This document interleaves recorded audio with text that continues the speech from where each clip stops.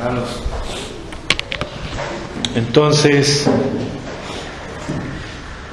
libertad en el espíritu, ese es el tema que nos convoca en Gálatas capítulo 5, los versículos 16 al 25.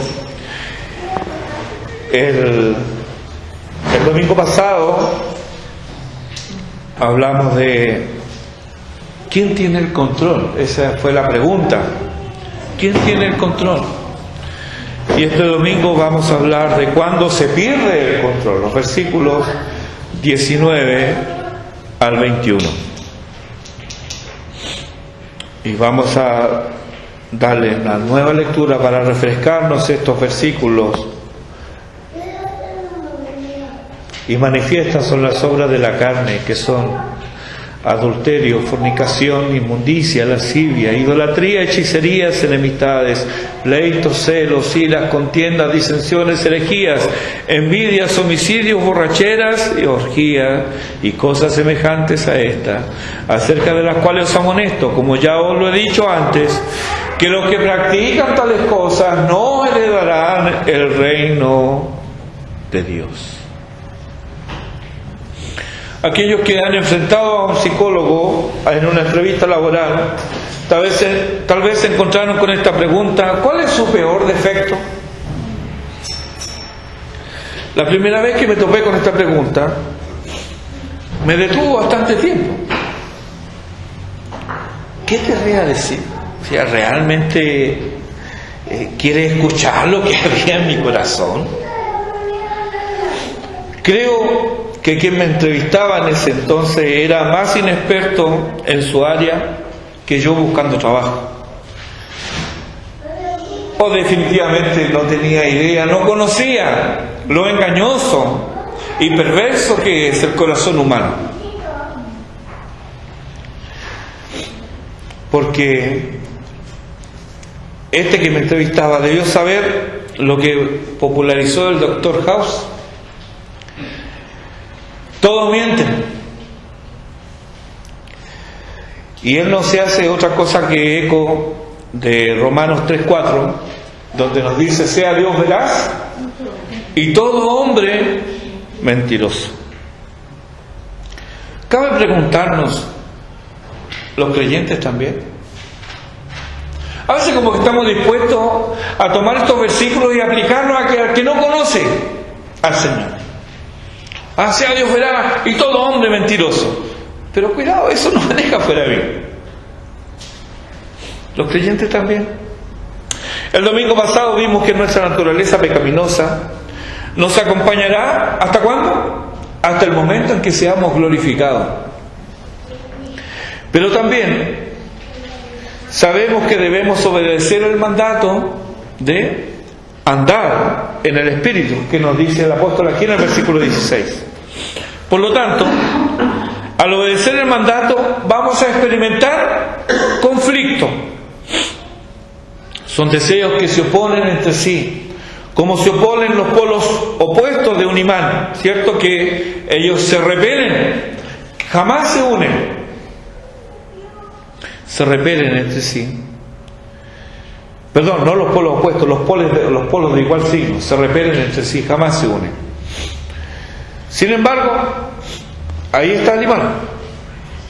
Recordemos Romanos 7:21, donde nos dice: así que queriendo yo hacer el bien, hallo esta ley, que el mal está en mí. Note las palabras que están escritas aquí. Hallo esta ley, que el mal está en mí. ¿Qué nos dice el apóstol en este texto? Nos dice que el pecado, el deseo, la habilidad para pecar es algo innato en todo ser, aún de aquellos que conocen a Cristo.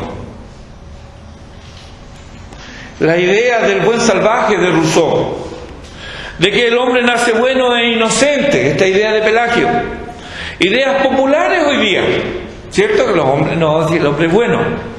Ideas populares hoy día. Estas ideas no emanan de la Biblia y no resisten el examen. Con un poquitito de objetividad no resisten ese examen. ¿Por qué? Porque no es así. Más bien Eclesiastés 7:20 nos dice la verdad. Esta nos da la perspectiva correcta, porque allí dice: ciertamente no hay hombre justo en la tierra que haga el bien y nunca peque. Hoy veremos las obras de la naturaleza pecaminosa. Por supuesto, esta lista que vamos a ver no es exhaustiva. No es que todas estas, las que están aquí, esas son las obras de la carne. Y que otras cosas malas, como por ejemplo el secuestro, el perjurio, esas no son obras de la carne porque no están en esta lista. No, esta no es una lista exhaustiva. Solo es como una muestra. Tal vez haya sido característica de los Gálatas de la época de Pablo, pero también es pertinente para nosotros ahora. Pero como incentivo para motivarnos a vivir una vida piadosa, el texto no termina con estas notas amargas, porque también nos pone en qué consiste el fruto deleitoso del Espíritu, pero esto lo vamos a ver el próximo domingo. Tenemos la tendencia a pensar en los pecados como acciones. Sin embargo, aquí se nos presentan también actitudes que invariablemente preceden a hechos pecaminosos. O sea, primero está la actitud y luego sigue el hecho pecaminoso. A veces nosotros nos detenemos a pensar solamente en el hecho pecaminoso, pero la actitud que hay detrás también es pecaminosa. Y estos hechos pecaminosos no nos vienen de afuera, como si de algo extraño a nosotros se tratara. No negamos, hermanos, la tentación como hecho, pero esta tiene un aliado fiel en nuestra naturaleza pecaminosa. Santiago capítulo 1, los versículos 13 al 15, nos dice que cuando alguno es tentado, no diga que es tentado de parte de Dios, porque Dios no puede ser tentado por el mal, ni Él tienta a nadie, sino que cada uno es tentado cuando de su propia concupiscencia es atraído y seducido.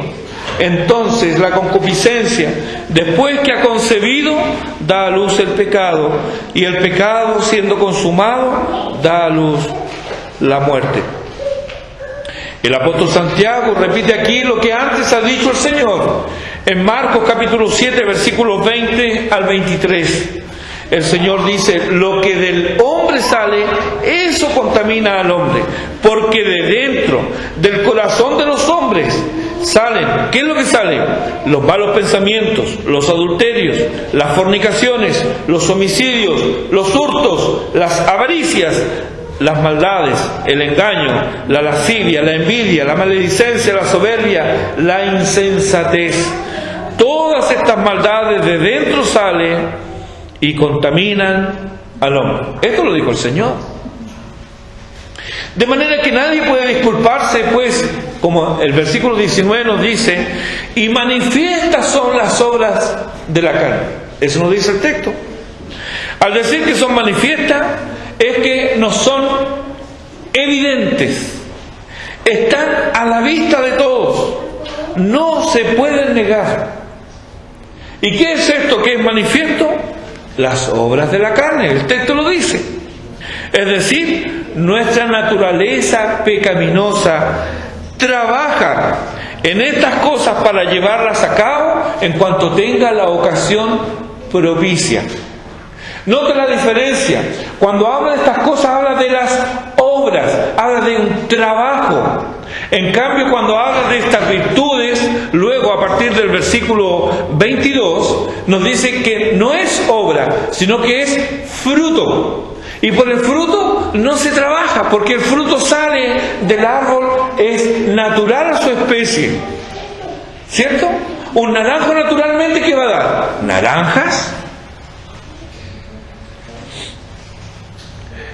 Romanos 3:13 nos dice: ni tampoco presentéis vuestros miembros al pecado como instrumentos de iniquidad. Aquí está implícita la idea de que esto voluntariamente es un trabajo que asume nuestra naturaleza pecaminosa, pero con la concurrencia de nuestra voluntad.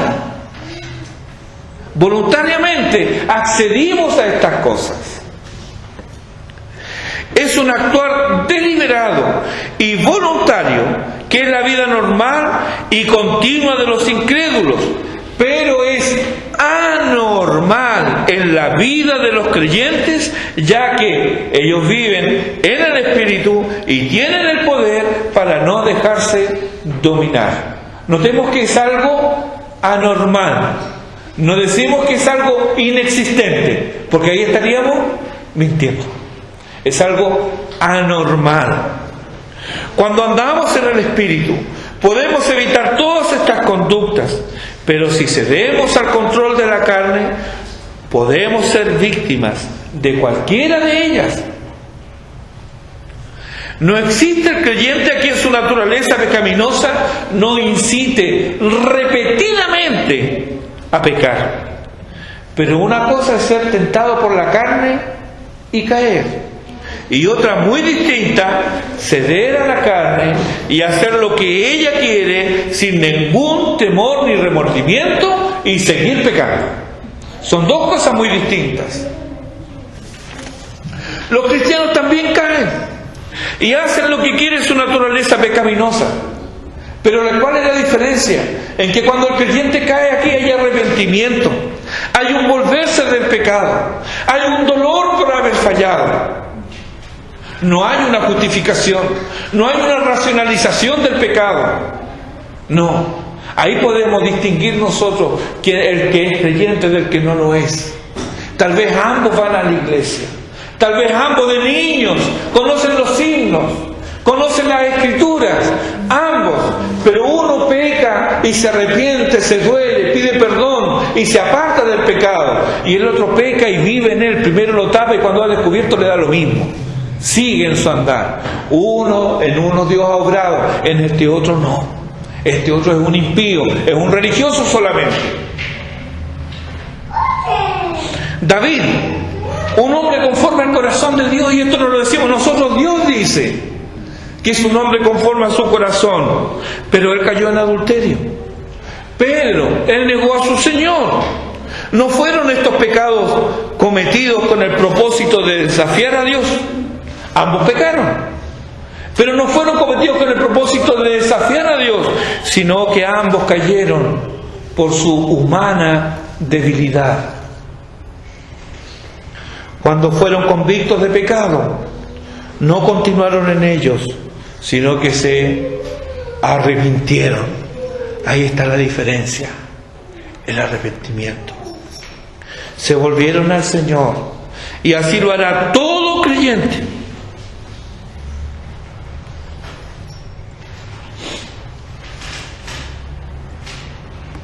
Así lo va a hacer todo creyente al caer. Se va a volver al Señor, no va a quedar postrado. El Señor le levantará con su perdón, le va a vestir con su justicia, va a dejar los harapos del pecado, porque ahora tiene nuevas vestiduras. Pero ¿qué si no se arrepiente? ¿Qué si no se vuelve? ¿Qué si siguen los deseos de su naturaleza pecaminosa? Aquí es donde están mostrando que nunca se han convertido, que nunca fueron ovejas, pues su deleite está en el fango y en la pudrición del chiquero. Nunca fueron ovejas. Nadie está libre de tentaciones, hermanos. Algunos de una manera y otros de otra. Mi debilidad carnal no es igual a la tuya, ni en especie ni en intensidad, pero ambos, tú y yo, tenemos un poderoso Salvador. Hebreos capítulo 4 versículos 15 y 16. Porque no tenemos un sumo sacerdote que no pueda compadecerse de nuestras debilidades, sino uno que fue tentado en todo según nuestra semejanza, pero sin pecado.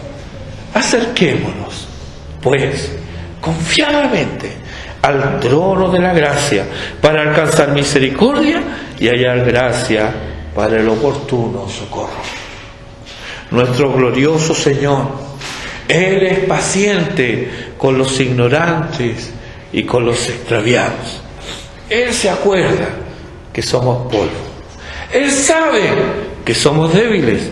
Por eso se ofreció a sí mismo, para que en Él esté completo. Y fuera de Él, nada desee. Como dice Asaf en el Salmo 73, versículo 25. ¿A quién tengo yo en los cielos, sino a ti? Y fuera de ti, nada deseo en la tierra.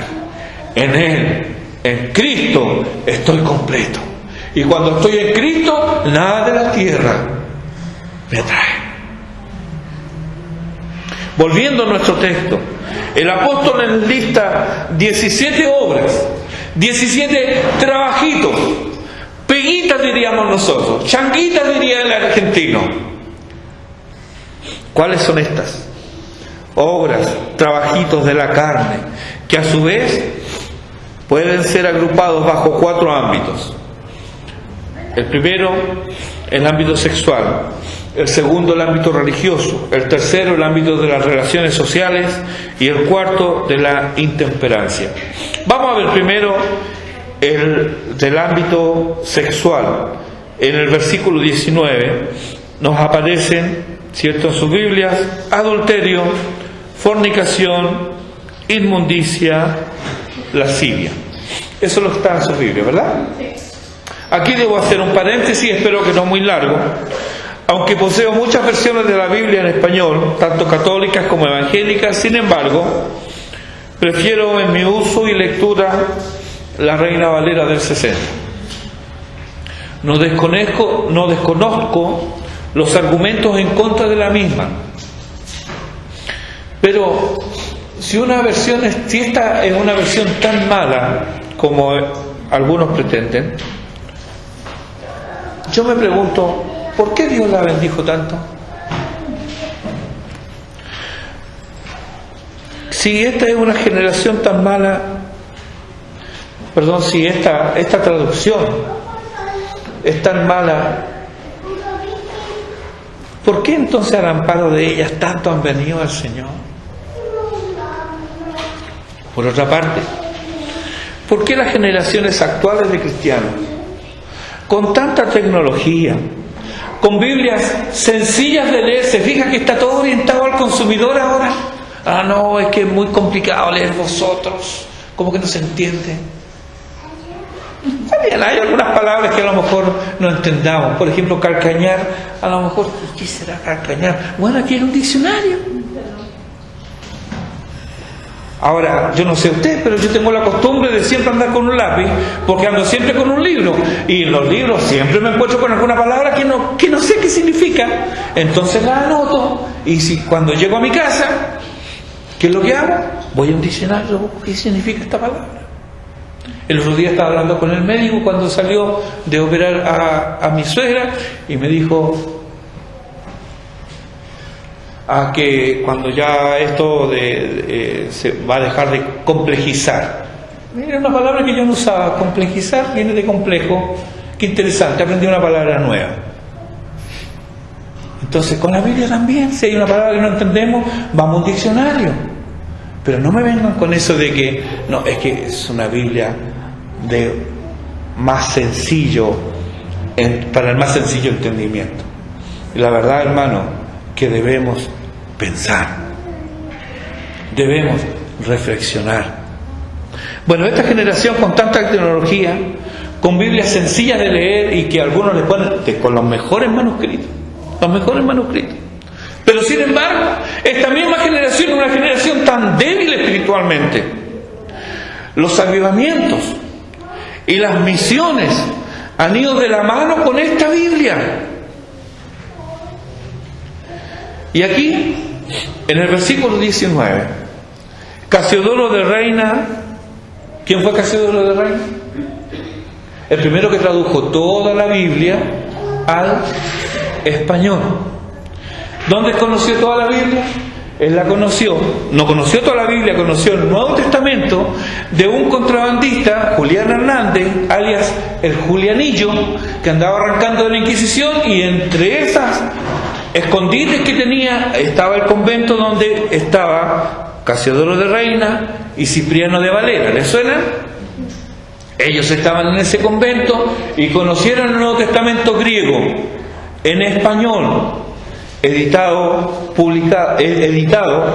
el Nuevo Testamento de Pineda.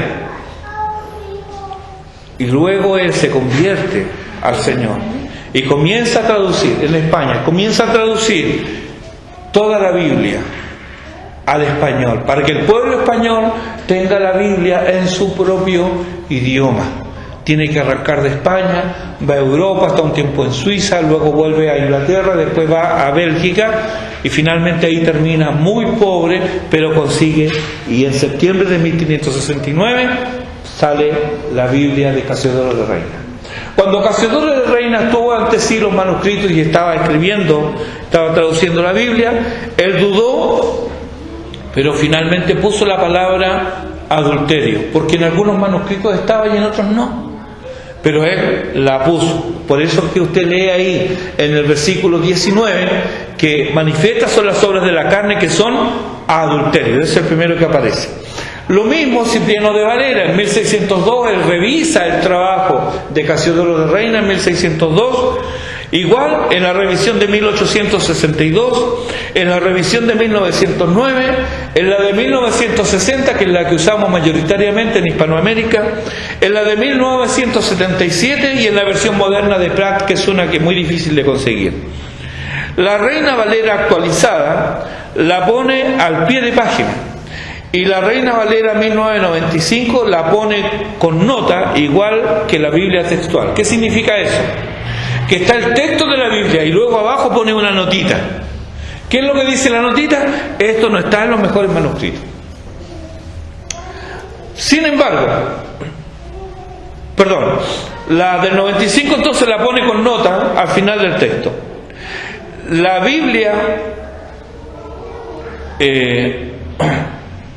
de las Américas, la Dios habla hoy, que apareció el año 71, y la revisión del año 92, la Biblia de Jerusalén, la nueva versión internacional y la nueva traducción viviente la omiten. No va a encontrar ahí la palabra adulterio.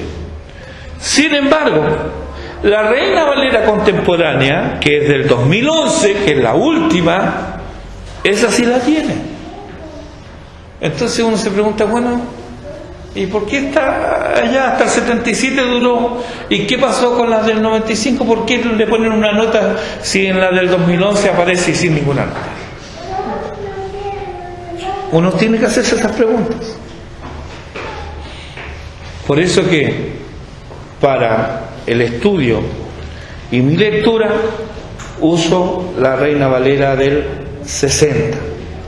Hay algunos problemitas con ella que lo vamos a ver cuando estemos estudiando bibliología. Ahí vamos a ver algunos problemitas que hay. Unos problemas de traducción, pero son menores. En cuanto al texto en sí, vamos ahora a nuestro texto que dice, cierto, adulterio. El matrimonio es un pacto hecho ante Dios. Eso lo dice Proverbios capítulo 2, versículo 17. Y al quebrantarlo, el que lo quebranta cae bajo la maldición de Dios por incumplimiento. O sea, cuando en un matrimonio ocurre una ruptura, no es como popularmente las personas dicen, pero el matrimonio es de dos, las culpas son de los dos. Cuidado con eso. Porque quien quebranta el pacto matrimonial, él o ella cae bajo la maldición de Dios por incumplimiento. Revise Deuteronomio capítulo 6 versículo 13, Deuteronomio 6:13 y Malaquías capítulo 2 versículos 13 y 14. Esas son citas para revisar en casa. Aquí vamos a decir Proverbios 6:32, que dice: el que comete adulterio es falto de entendimiento, corrompe su alma el que tal hace.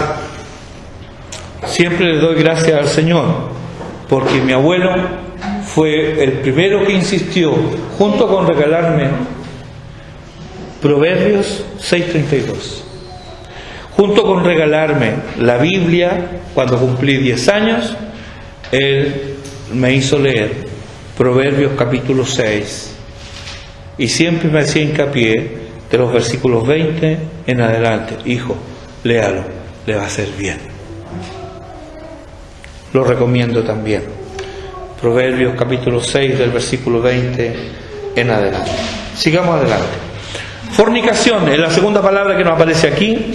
Es la traducción del griego porneia, un término del cual deriva una palabra actual. ¿A qué le suena? Porneia, ¿a qué le suena? A pornografía. De ahí viene. Algunas Biblias modernas lo han traducido como inmoralidad. Preguntamos, ¿hace más claro el texto así? Creo que no. Todo el mundo sabe que es fornicación, pero inmoralidad ¿tiene la misma fuerza? Además, la inmoralidad es definida en el diccionario como alejamiento en la opinión, el comportamiento o los hechos de la regla moral establecida. ¿Y quién establece esa regla moral? Para los cristianos no hay ninguna duda. Quien establece la conducta moral del hombre es la palabra de Dios. Es Dios quien lo dice. Pero ¿quién establece la moralidad en la sociedad? De hecho, hoy día hay cosas que antes eran inmorales que hoy día la gente las acepta como bien. Entonces tenemos que tener cuidado con esto. Como se estila que la moralidad es una construcción social, esta puede cambiar. De modo que lo que ayer era inmoral, hoy ya no lo es. Y con algunas pornellas ya ocurre lo escrito en Isaías 5:20, que a lo malo dicen bueno, que a lo bueno dicen malo, pero a los tales y para los tales, ¿qué es lo que dice el texto? Hay un ay del que a lo malo dice bueno. La tercera palabra que nos aparece es inmundicia. Literalmente esto es sucio. Se usaba cuando había una herida infectada o supurante, entonces ahí se usaba este término. No es solo la suciedad ceremonial, sino que también y especialmente la suciedad moral. Pienso en Isaías y en su lamento de la boca sucia. Y esta viene de una mente sucia. Y aquí es donde yo me pregunto, ¿me incomodan las conversaciones sucias? ¿Participo en ellas?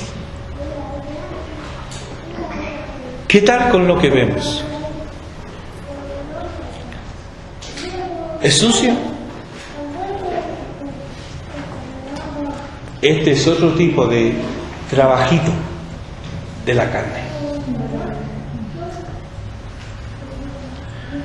La cuarta palabra que aparece es lascivia. La vida ajena a Dios se hace disoluta y se entrega al desenfreno. Lascivia es mucho más que libertinaje sexual. Romanos 1:24 nos dice: por lo cual Dios los entregó en la inmundicia, en la concupiscencia de sus corazones, de modo que deshonraron entre sí sus propios cuerpos. Al tener la conciencia cauterizada, se entregan a la inmoralidad. Voluntariamente se entregan a distintas aberraciones.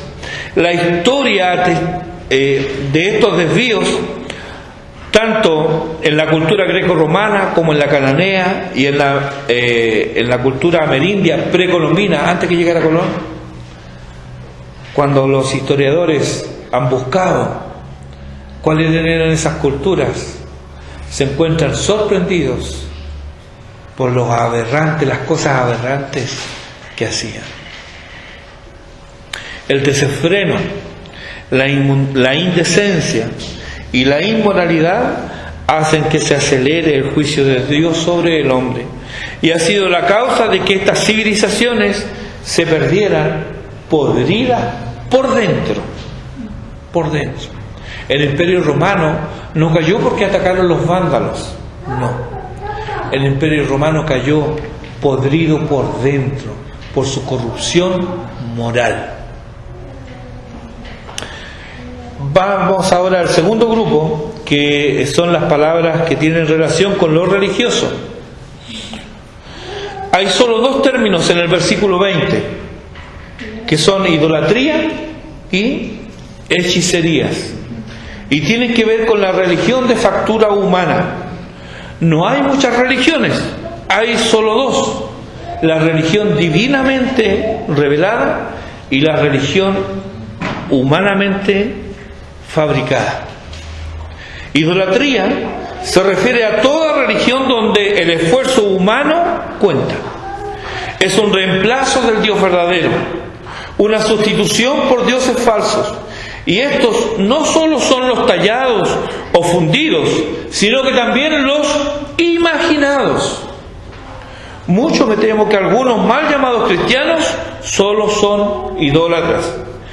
Algunos de ellos, viviendo en pecado evidente, ellos dicen sin ningún empacho: mi Dios no me condena. Y tienen razón, su Dios no le condena, porque no es el Dios revelado en Jesucristo, no es el Dios de la Biblia, es un Dios de su propia imaginación. Así que idolatría no es solo adorar imágenes fabricadas por el hombre, sino que también son las imaginadas por él. Hechicerías viene de un término griego del cual derivan las palabras farmacia y afines. Originalmente hacía referencia a medicinas, pero pasó a usarse preponderantemente con drogas que alteraban el estado de ánimo. Y siendo que se usaban en cultos religiosos para comunicarse con supuestas deidades del más allá, tuvo la connotación de brujería y magia. Así que idolatría viene a suplantar la verdadera adoración, mientras que la hechicería viene a simular la adoración del Dios verdadero. El tercer grupo dice relación con las relaciones sociales, y aquí tenemos las palabras o estas obras de la carne. ¿Cuáles? Enemistades, pleitos, celos, iras, contiendas, disensiones, herejías, envidias, homicidios. Notemos que estas son actos y actitudes carnales. Todas ellas provienen de nuestra naturaleza pecaminosa. Aquí tenemos tanto actitudes destructivas como sus consecuencias. ¿Puede alguna de ellas glorificar a Dios? Son obras de la carne. Algunas de ellas son actitudes odiosas que anidan en el corazón, pero resultan en pleitos, peleas y gritería. Siempre engendran conflictos. Celo, aquí, no tiene que ver con lo que entendemos normalmente en el sentido de lo que tenemos que para poseerlo solo para nosotros, como corresponde entre cónyuges. Celo aquí habla de codicia, lo que otro posee, o sea, codiciar lo que otro posee. De eso está hablando esta palabra aquí. Y esto genera resentimiento y degenera en envidia. De ahí a las explosiones de ira. Ahora nosotros lo disfrazamos, porque en Chile nos decimos: me dio tanta ira. ¿Qué decimos? Me dio rabia. Como que es distinto. Rabia decimos, pensando que no es tan grave. Pero estas explosiones de ira nos llevan a las disensiones, afirmadas en el partidismo o sectarismo, que es lo que significa la palabra herejías. Y lamentablemente, ¿cuántas de estas tontas discusiones terminan en homicidios? Los noticieros de la televisión se alimentan de estas cosas. Estos son trabajitos de la naturaleza carnal, no de los marcianos, sino de los seres humanos, de hombres y mujeres como tú y como yo. Son sus obras, y son tan obra de la carne como el adulterio y la idolatría. Notemos también cómo Jesús nos sale al paso en nuestra relativización del pecado. Escuchamos repetidamente acerca de la bondad innata de la gente, o nosotros mismos somos presas del mismo engaño. Soy bueno, no maté a nadie, no soy adúltero. Pero Jesús dice que el enojo va en la línea del homicidio. Y en Mateo capítulo 5, versículo 28 dice que cualquiera que mira a una mujer para codiciarla, ya adulteró con ella en su corazón. Por último, nos queda el cuarto grupo de la intemperancia. Aquí tenemos borracheras, orgías. Intemperancia es falta de templanza o moderación. Orgías no se refiere a orgías sexuales. El apóstol las une porque una de las obras de la carne es la adicción a sustancias y comportamientos que producen placer.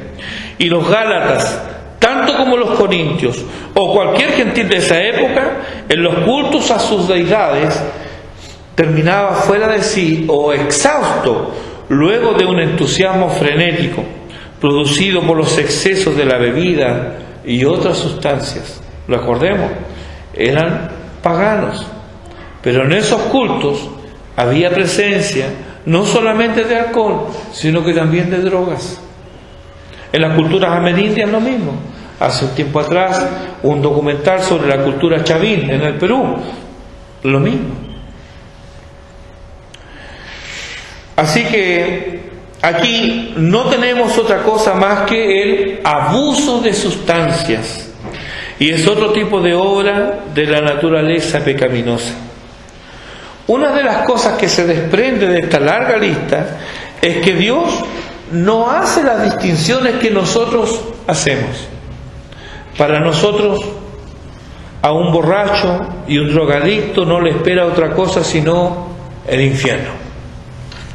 Pero no tenemos la misma percepción con las iras, las contiendas, los pleitos y las disensiones. Consecuencia de esta manera de pensar, no dudamos de excluir a borrachos y drogadictos como no pertenecientes al círculo religioso. En cambio, ¿quién no conoce a un hermano iracundo o una hermana peleadora? Dudamos de la fe de un borracho, pero aceptamos como hermano a quien vive en enemistad con el prójimo. Somos prontos para condenar la borrachera y la idolatría, y hasta nos permitimos despreciar a quienes observamos en esas situaciones. Nos miramos muchas veces con desprecio a un borracho. Pero nuestra piedad no es solo una pintura sobre el sepulcro al estar llenos de enemistades, pleitos y contiendas. ¿Acaso somos mejores que los adúlteros y fornicarios cuando nos permitimos ser dominados por la envidia y la codicia? Qué pronto somos para condenar a otros. Cuán fácil veo la paja en el ojo ajeno. ¿Puedo decir suelto de cuerpo que esta lista solo caracteriza los tiempos de Pablo y no los nuestros? ¿Acaso ha mejorado la naturaleza humana? La esclavitud fue abolida en casi todo el mundo. Nos ufanamos que cada vez hay menos pobres. Vivimos más y mejor que nuestros padres. Accedemos a una mejor educación que ni soñaron nuestros abuelos. Tenemos acceso a bienes y servicios. Mientras nuestros abuelos nacieron, se criaron y murieron en el mismo lugar, o viajamos y compartimos en horas con otras culturas personalmente o virtualmente en segundos. Pero todo esto nos ha hecho mejor. ¿Somos más agradecidos? Hermanos, debe haber una diferencia entre quien sirve a Dios y quien no le sirve. Se tiene que notar la diferencia entre quien conoce a Dios y quien no le conoce. Por eso, el apóstol lanza una severa advertencia. No debe haber lugar a equívocos. Mire el versículo 21. Los que practican tales cosas no heredarán el reino de Dios. ¿De qué cosas? ¿Quiénes son aquellos que no van a heredar el reino de Dios? Bueno, los fornicarios, los idólatras, los adúlteros, claro que sí, pero también quienes están constantemente en pleitos, en celos, en iras, en contiendas y en disensiones. Si en nuestro corazón no hay paz, si vivimos con odios, si vivimos con enemistades, hermano, eso no está hablando de que es una práctica, y el apóstol nos advierte hoy día: no heredarán el reino de Dios. Nosotros hacemos una distinción que Dios no hace. Encontramos en el mismo pasaje ambas cosas. No debe haber lugar a equívocos. Los que practican tales cosas no heredarán el reino de Dios. Y no solo son esas cosas las condenables, puesto que antes ha dicho, al finalizar esta lista que él ha dicho, y cosas semejantes a esta. Ante este texto y otros similares, algunos dudan de si realmente son salvos, si realmente hay una obra de gracia en sus vidas. Y he conocido a quienes, presos del engaño, se desvían a las ollas egipcias, pero viven vidas miserables, pues no pertenecen a ese mundo, y al tiempo regresan como el pródigo a la casa del Padre. Yo fui uno de ellos, y doy testimonio de la bondad, fidelidad y cuidado de Dios, aún en mi extravío. La confusión la propicia no solo un desvío de la mirada que debiera estar siempre en Cristo y no en nuestro desempeño. También contribuye el que algunas versiones antiguas, como la Reina Valera 1909, traduce el texto como que los que hacen tales cosas no heredarán el reino de Dios. La de 1960 pone practican. Y esa palabra está mejor de acuerdo a la palabra original usada ahí. Practican. Si se entienden como los que hacen tales cosas, nos preguntamos: ¿quién entonces podrá ser salvo? Porque cuando irrumpe el Espíritu de Dios en nuestras vidas, nos desnuda de toda pretensión de justicia y nos hace ver la profundidad de nuestra maldad. Y al examinar así nuestros corazones, hallamos en ellos algunas de estas características. O peor aún, hemos recaído en alguno de los pecados mencionados aquí. Después de todo, ¿quién en esta sala alguna vez no ha sido culpable de hacer alguna de estas obras? ¿No has tenido enemistades, celos, contiendas en tu corazón? Claro que sí. ¿Quién alguna vez, siendo ya creyente, no ha perdido el control y en vez de andar en el Espíritu se dejó dominar por su naturaleza pecaminosa? ¿Cuántos de nosotros no nos ha pasado eso? Pero la clave está en que la palabra usada aquí se refiere más bien a una práctica habitual que a una caída ocasional. Por ello, ayuda mucho leer practican en vez de hacen. Porque, lejos de toda duda, los que practican tales cosas no han visto a Dios ni le han conocido. Siendo así las cosas, no podemos irnos hoy de aquí sin antes aclarar ante el Señor nuestro andar. Has caído en pecado. Te invade el desaliento porque no estás a la altura de lo que Dios quiere de ti. ¿Has sucumbido a los deseos de tu naturaleza pecaminosa? ¿Desde dónde estás? Puedes volverte al Señor. Arrepiéntete de tus pecados. Confiésaselos al Señor. Porque si confesamos nuestros pecados, Él es fiel y justo para perdonarnos y limpiarnos de toda maldad. Ponte a cuentas hoy con tu Señor. Isaías 59:1 dice: He aquí, no se ha cortado la mano de Jehová para salvar, ni su oído se ha agravado para oír. Y Jeremías 4:1 dice: si te volvieres, oh Israel, vuélvete a mí. Pero si no te vuelves al Señor, si no te pones a cuenta ni confiesas tus pecados, si perseveras en tu andar descuidado y carnal, ten por cierto que no heredarás el reino de Dios, serás excluido a las tinieblas de afuera, donde será el lloro y el crujir de dientes. No tendrás parte con los redimidos, ni tendrás parte con la herencia de los salvos.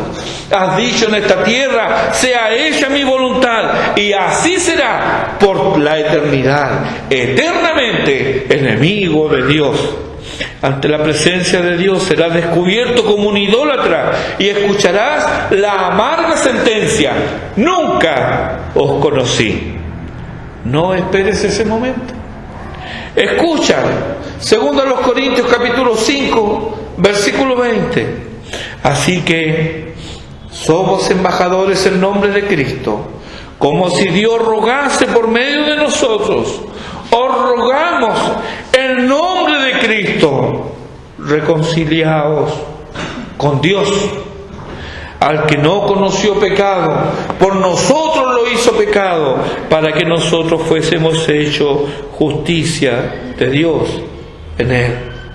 Así pues nosotros, como colaboradores suyos, os exhortamos también a que no recibáis en vano la gracia de Dios, porque dice: en tiempo aceptable te he oído, y en día de salvación te he socorrido. He aquí ahora el día aceptable, he aquí ahora el día de salvación.